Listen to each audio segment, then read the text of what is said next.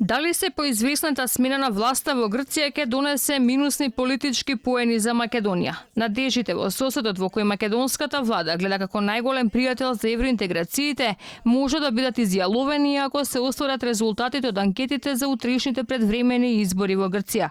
Шефот на Нова демократија Мицотакис, кој предничи во популарноста пред Ципрас, како адут за доаѓање на власт го користи договорот од Преспа, па вели Европа која ќе ја градат нема да биде со релативизирани граници.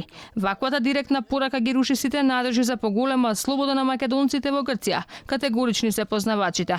Во меѓувреме, Мицотакис во последниот свој говор, на последниот митинг, ја разработуваше стратегијата на неговата партија во 15 точки, во кои меѓу другото рече дека Европа која ќе ја градат нема да биде со релативизирани граници.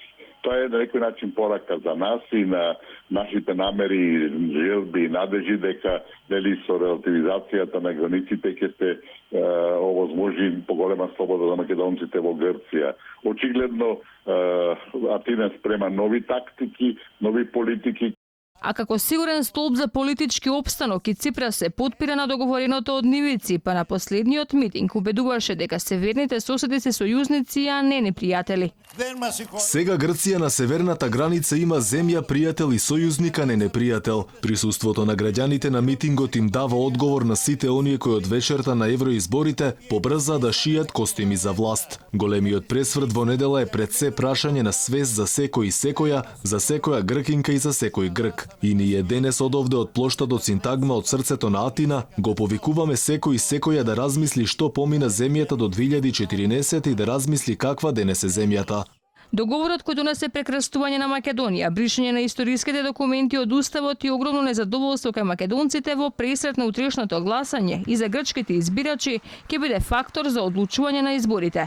Народното соочување во Грција следи откако пријателот на премиерот Заев, Алексис, со кој беа номинирани и за Нобелова награда, ги изгуби и европските избори. Дополнителен удар за актуелниот грчки премиер беа локалните избори, а потоа и неговото признание дека договорот номиниран за мир е штетен за него.